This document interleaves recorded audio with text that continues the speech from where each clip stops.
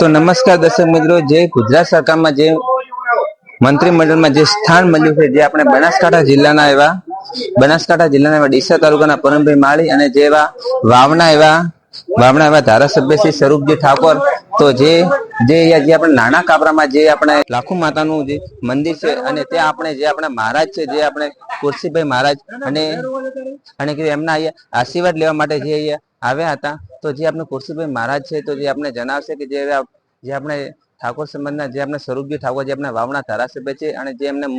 એમને મંત્રીમાં જેમનું સ્થાન મળ્યું છે અને જે અહીંયા આશીર્વાદ લેવા માટે આવ્યા હતા, તો જે આપણે અહીંયા મહારાજ જણાવશે કે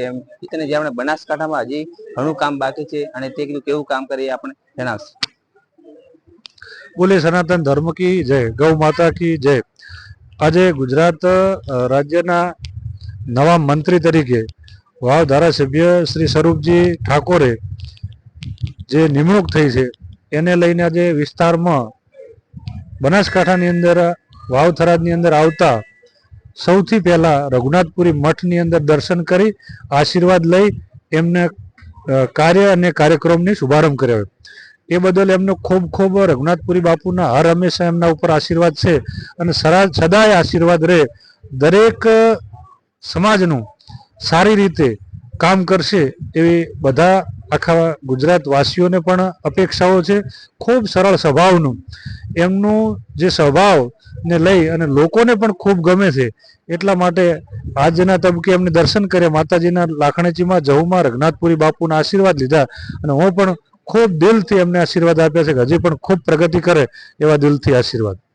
તો મહારાજજી, હજી આપણે જે બનાસકાંઠા જિલ્લામાં અને જે હજી આપણે નાના કાપરામાં હજી બી પાણીની અછત છે અને જે એમને મંત્રીમંડળ આપવામાં આવ્યું છે, જે આપણે જે ગામના વિસ્તારમાં વિકાસ થાય એમનું મંત્રીમંડળ આપવામાં આવ્યું છે, તો તમે જણાવશો કે જે આપણે અહીંયા કેવો વિકાસ કરે? જે પાણીની જે વ્યવસ્થા છે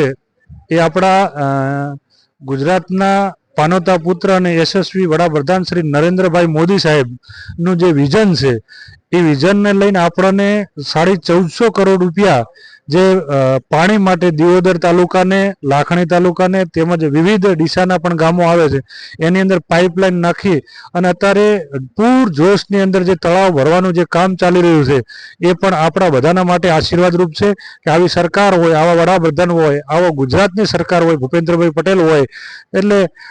જે પણ અત્યારે સરકાર જે વ્યવસ્થા કરી રહી છે એ આપણા બધા માટે ખૂબ સારી રીતે વ્યવસ્થા કરી રહી છે, એટલે સરકારને પણ ખૂબ ખૂબ અભિનંદન। જે આપણે ડીસા તાલુકાના જે આપણે ધારાસભ્ય છે, જે આપણે જો આપણા વિસ્તારની અંદર બનાસકાંઠાની અંદરથી વાવ થરાદ અલગ પડ્યું, એની અંદર વાવ થરાદ અને બનાસકાંઠાની અંદર જે બનાસકાંઠાની અંદર પરવીનભાઈ માળી યુવા ચહેરો છે, ખૂબ એમની ધગશ છે કામ કરવાની અને પાણીદાર નેતા તરીકેનું એમનું નામ છે, એટલે એમને પણ ખૂબ ખૂબ આશીર્વાદ। પરવીનભાઈ પણ ખૂબ આગળ વધે, ખૂબ પ્રગતિ કરે અને આ દેશ અને આ રાજ્યનું દરેક તાલુકાના, દરેક રાજ્યની અંદર, દરેક વિધાનસભાની અંદર ખૂબ સારી રીતે એમની પોતાને મળેલી જવાબદારી એ ખૂબ સારી રીતે નિભાવશે એવો અમને પૂરેપૂરો વિશ્વાસ છે। એમને પણ ખૂબ ખૂબ આશીર્વાદ। માતાજી રઘુનાથપુરી બાપુ હર હંમેશા એમના કામની અંદર, પરવીનભાઈના કામ,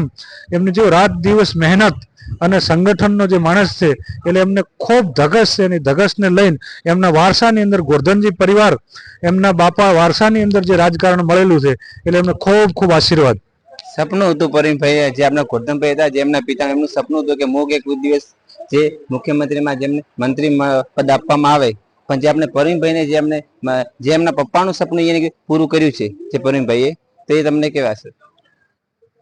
ગોરધનજી એ પણ લોકોનું ખૂબ સારું કામ કરી અને ડીસાની જનતાના દિલમાં છે અને પરવીનભાઈ એમના આશીર્વાદથી